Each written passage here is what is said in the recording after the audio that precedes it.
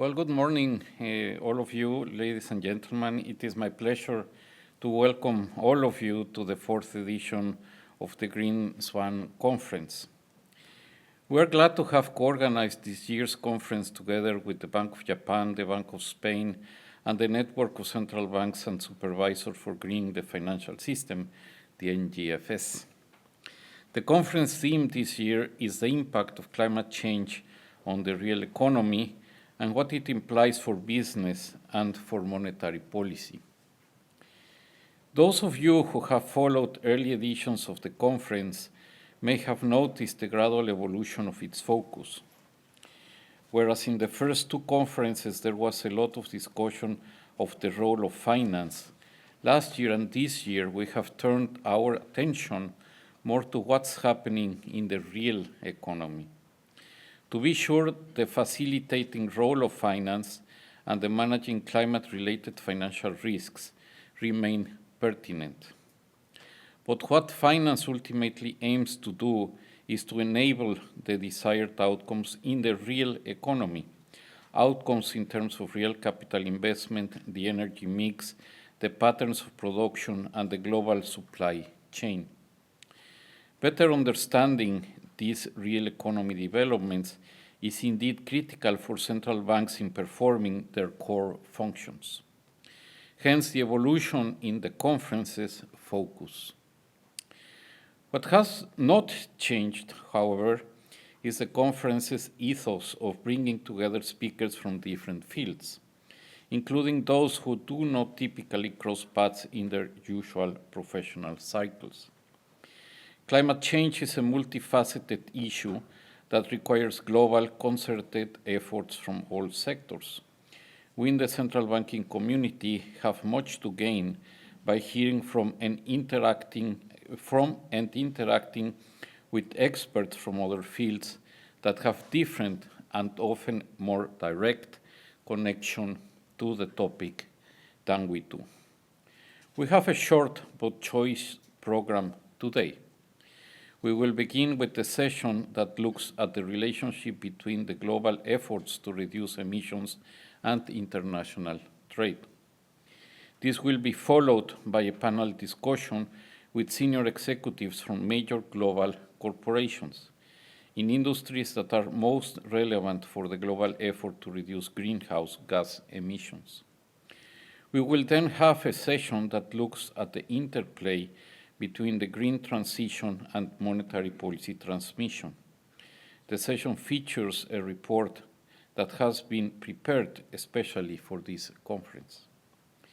And to round up the day, we will have a high-level panel with 4 governors who will discuss how the respective institutions have sought to better understand the real economic impact of climate change and the transition, as well as what it could mean for their approaches to monetary policy going forward.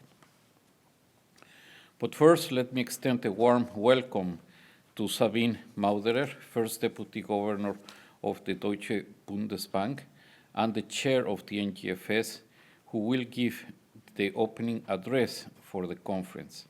Her address is entitled Steering Through Uncharted Waters, Monetary Policy in the Face of Climate Change. So I wish all of you a great conference, looking forward to the discussion, and we cannot start in a better way than with Sabine. Please, the floor is yours.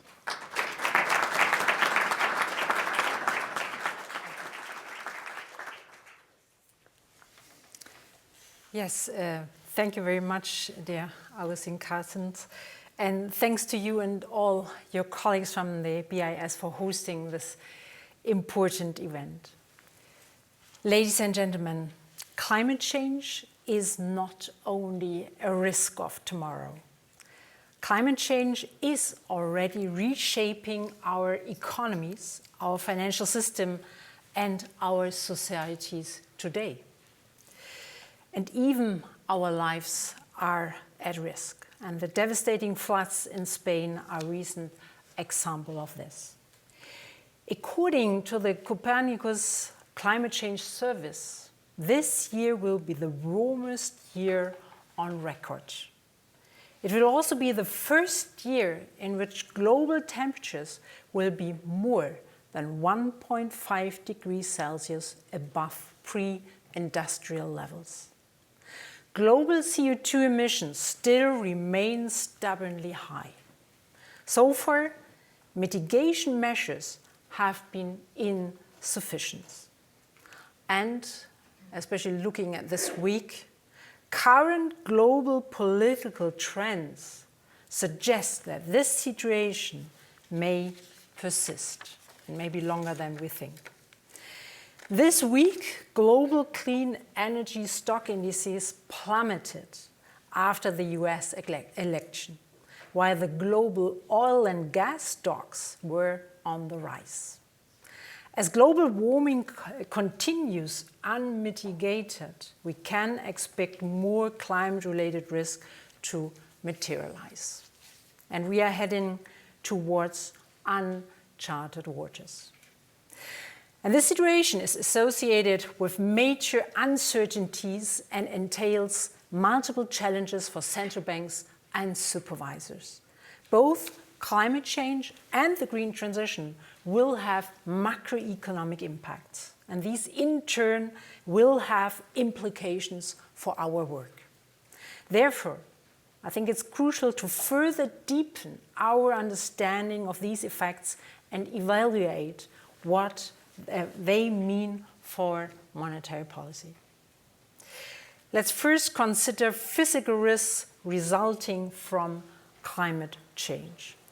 Without substantial climate change mitigation, these risks will increase. And this scenario has become likelier, especially since the outcome of the political changes we might see. We are already seeing the acute physical impacts that stem from extreme weather events such as hurricanes, droughts, and floods. And just a month ago, Hurricane Milton left a path of destruction across Florida. The damage is likely to exceed $50 billion. Over the last 20 years, annual property damage from natural disasters has more than doubled in real terms. Last year, the global financial damage from extreme weather events amounted to $280 billion, according to Swiss Re. And when we account for the second round effects, the total impact on the global economy is much larger. A recent report by the NGFS, our global coalition of central banks and supervisors, explores these complex macroeconomic effects. It illustrates how climate-related disasters can affect the economy by influencing supply, demand, and of course financial flows. Extreme weather events cause significant damage to infrastructure and production sites. Besides the physical threats, people can lose their homes or their job, with consequences for their wealth and their income. Extreme weather events can also affect prices. For instance, droughts or floods can lead to drops in agricultural production, and there may be a threat on supply chains and increase food prices. Such effects are particularly pronounced in developing economies that rely heavily on agriculture. The devastating floods that hit Pakistan in 2022, for example, affected 33 million people and drove up food prices significantly. Overall, the direction of price effects depends on the balance between supply-side effects and the reduction in demand. The economic impact of extreme weather events can also be aggravated through financial channels. For instance, banks might tighten their credit conditions or be less willing or able to lend money in response to a worsened economic outlook. Physical risks also arise from long-term shifts in climate patterns, such as rising temperatures. In this context, let me also highlight another recent set of publications by our network of Greening the Financial System, NGFS. Just earlier this week, we published an update of our long-term climate scenarios. So we have different scenarios in this setting, like hothouse world, fragmented worlds, and other scenarios we can imagine.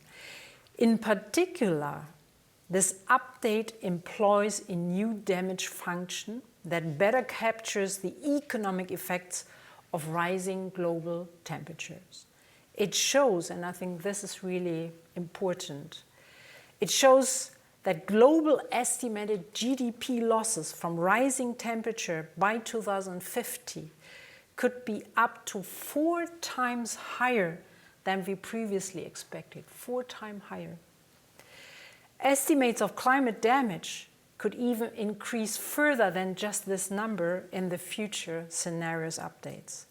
Looking ahead, the NGFS is working to better integrate sea level rises. We have not included this in our current scenarios, or other complexities of climate change, such as tipping points, into our scenarios.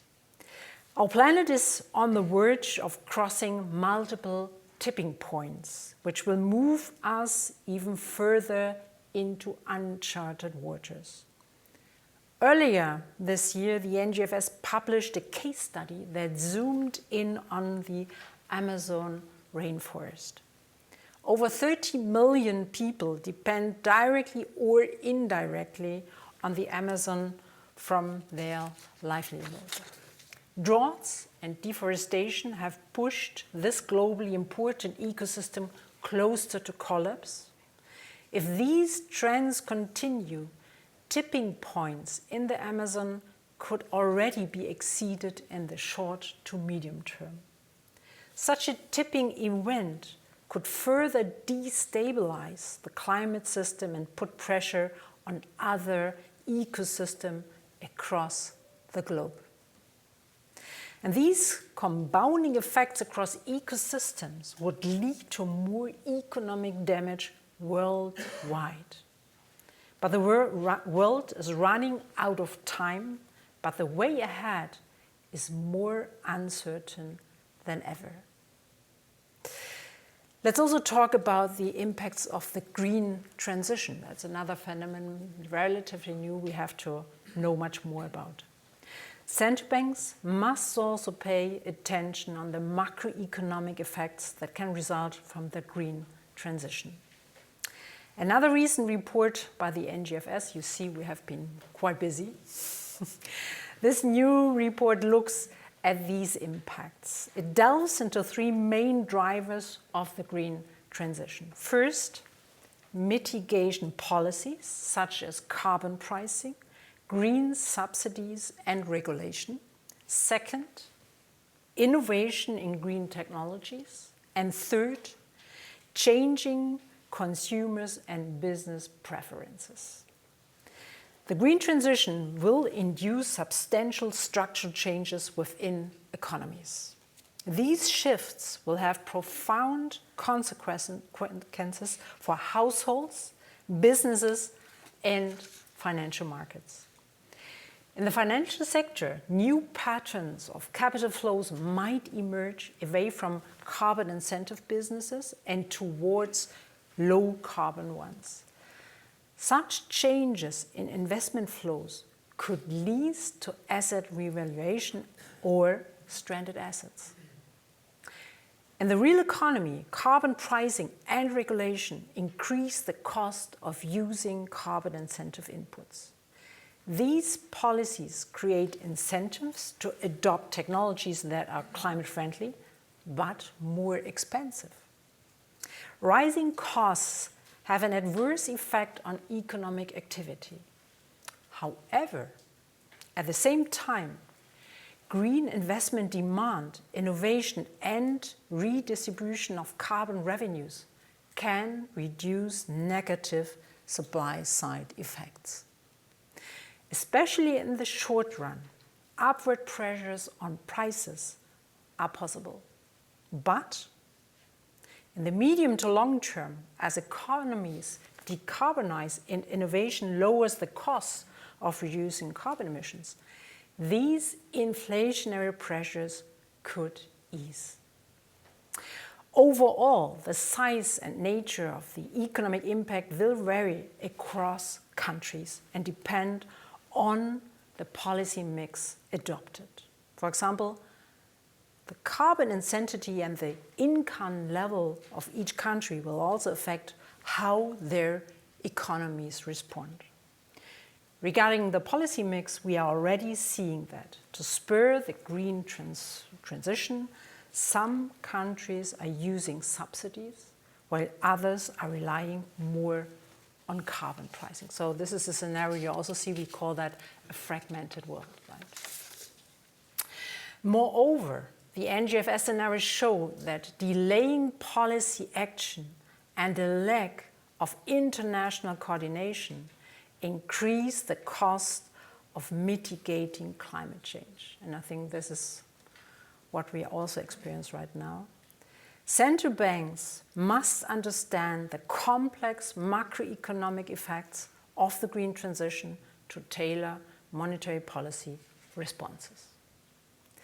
Let me finally talk about the implications for central banks and monetary policy. The implications of climate change will be profound and multifaceted. Monetary policy must adapt to these challenges and be prepared to manage the trade-off associated with climate-related shocks. Central banks have tended to look through short-lived supply-side effects caused by extreme weather events and climate policies, where inflation expectations remain well anchored. However, both physical risk and transition risk will intensify, and the inflation effects should get more pronounced. Then looking through might become less an option, and this could have an important implication. Central banks may increasingly face situations in which they have to react to inflationary pressure in weak economies environments. Regarding the green transition, tightening financial conditions would imply higher financing costs for green investments. And I think in this afternoon, we will have the chance to discuss how monetary policy affects the green transition in more detail. Climate change also increases the uncertainties in which central banks operate. Going forward, central banks might have to expect increased climate-related volatility in inflation and output. According to the World Bank, carbon emissions are far from being priced at sufficiently high levels. To meet the goals of the Paris Agreement, both coverage and price levels will need to rise rapidly. But how this unfolds remains subject to uncertainty. More abrupt policy changes cannot be excluded, which could make the transition more disruptive and costly. There's also uncertainty around the pace and the effects of technological innovations. Take electrical cars, for example.